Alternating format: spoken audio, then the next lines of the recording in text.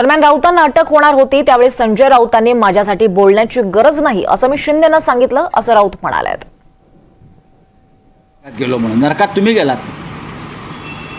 शिंदेंचा संबंध काय? आदल्या दिवशी मला शिंदेंचा फोन होता अटकेच्या आधी, अमित शहाशी बोलू का म्हणून. बोलो काही गरज नाही. नरक बघा, नरक कसा असतो. बोलू का मी वर, एस टी शिंदे वर बोलू का. मी वर बोलला तरी तुमच्या पक्षात मी येणार नाही म्हटलं. बरं का, काही गरज नाही. मला उद्या अटक होते आणि मी तुरुंगात जातो, मी पळून जाणार नाही म्हटलं. वर बोलण्याची गरज नाही, मी बोलू शकतो एकटावर, मी समर्थ आहे. नरकातील किडा मी संजय राऊत असं पुस्तकाचं नाव होतं अशी टीका माजी आमदार शहाजी बापू पाटील यांनी राऊतांवर केली. संजय राऊत यांच्या पुस्तकाचं आज प्रकाशन होतं आणि याच पार्श्वभूमीवर शहाजी बापू पाटील यांनी राऊत यांच्यावर निशाणा साधलाय.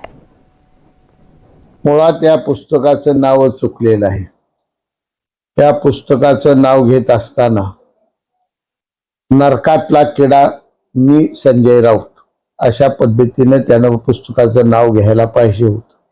महाराष्ट्राच्या राजकारणाला नरक बनवण्यासाठी सातत्यानं धडपड करणारा हा एक नरकातला किडा असल्यासारखा माणूस आहे.